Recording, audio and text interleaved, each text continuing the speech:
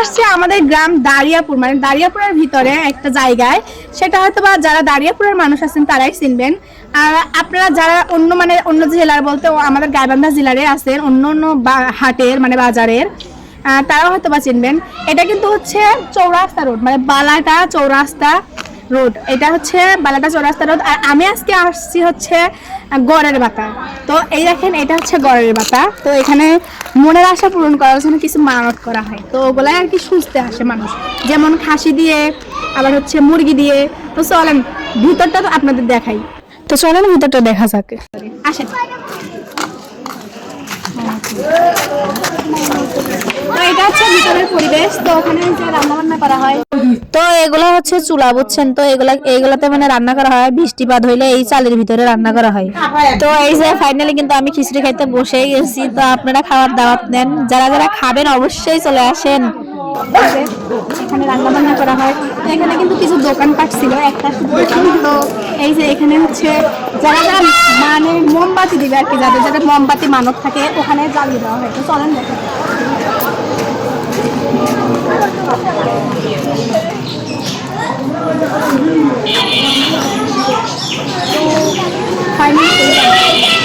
তো একটা লোক কিন্তু শুয়ে আছে, দেখেন গাইস। মানে যারা কি পীর ভক্ত তারা এই জায়গায় শুয়ে শুয়ে থাকে। তো আমরা কিন্তু মনের আশা পূরণ করতে চাইলে মোমবাতি জ্বালিয়ে দেয়, সেটা হচ্ছে ওই স্থান। তো ওটা হচ্ছে সেই পীর বাবার মাজার আর কি। তো চলেন দেখি। তো আমি কিন্তু জানি না এটা কি গাছ, আপনারা জেনে থাকলে অবশ্যই কমেন্ট করুন। না সরি, এটা মনে হয় গাবের গাছ, বলা হয় হচ্ছে গাব। আপনারা কি গাব চিনেন? অবশ্যই বলিন। আমি কিন্তু চিনি, বাট প্রথমত দেখে বুঝতে পারিনি। তো চলেন দেখা যাক। এই জায়গায় মোমবাতি লাগিয়ে দেওয়া হয়।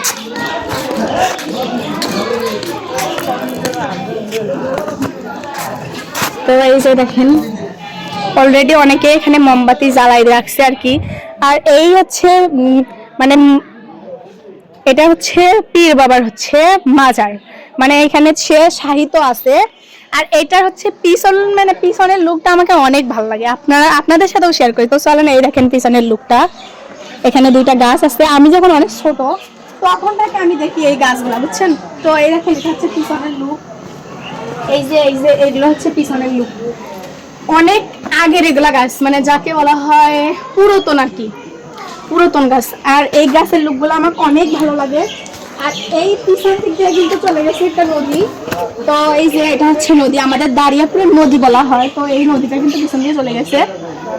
এই নদীটা শুকায় না, বুঝছেন। এই নদীটা শুকায় না, কিন্তু এই সাইডের নালাটা শুকায়। এটাও কিন্তু একটা নদী। তো এটা একটা নদী। এই যে দেখেন, এটা হচ্ছে ব্রিজ, এটা হচ্ছে একটা ব্রিজ, আমাদের দারিয়াপুরের ব্রিজ, বুঝছেন। তো এই নদীটা হচ্ছে শুকায় না, আর এই নদীটা শুকায়। এটা কিন্তু এই দেখেন জমি হয়ে গেছে, বুঝছেন। তো চলেন আরো কিছু দেখাই। দেখা যায় তো এই দেখেন গাইস, অনেক আর কি পড়ে গেছিলাম এখন গাইস। ও সেই একটা লুক গাইস, এই দেখেন কতগুলা পাখি আর কি বলবো। এই দেখেন উড়াল দিছে, বুঝছেন। অনেক সুন্দর একটা লুক। এই দেখেন আরো আছে, এগুলো মনে হয় সম্ভবত সবগুলাই হচ্ছে সবগুলা ঘুঘু পাখি। বা অনেক সুন্দর। তো এই দেখেন, এইটা হচ্ছে আমাদের দারিয়াপুরের ব্রিজ। তো এটা কিন্তু ব্রিজের উপর, বুঝছেন। তো ব্রিজটা কিন্তু ওখান থেকে ছোট দেখা গেলেও আসলে ব্রিজটা অনেক বড়ই। তো আপনারা যারা যারা আসতে চান চলে আসেন। এই যে আমি কিন্তু এখানে ভিডিও করতেছি, চলেন ফাইনাল লুকটা আপনাদের দেখাই। আর ব্রিজটা আমার অনেক ভালো লাগে, তাই একটু ব্রিজের উপর দিয়ে হাইটা একটু মানে স্লো মোশন ভিডিও বানানোর একটা ক্যাপশন করে নিলাম। তো চলেন কিছু কথা।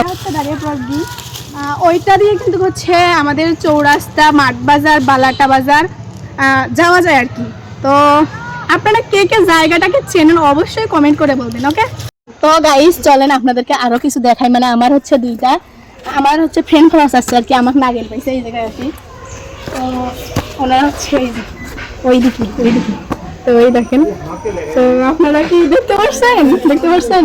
তো আল্লাহ হচ্ছে আমাকে চেনে আর কি, ওই ভাইয়াগুলা। মানে মজা হতেছিল, টিকটকার কন্টেন্ট ক্রিয়েটর কোথা থেকে আসবে বলা।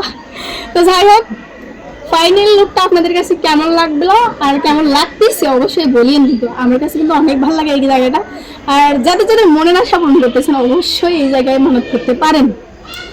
আমি কখনো করি নাই, তো আপনারা করতে পারেন। তো ভালো থাকেন, সুস্থ থাকেন, খুদা হাফেজ।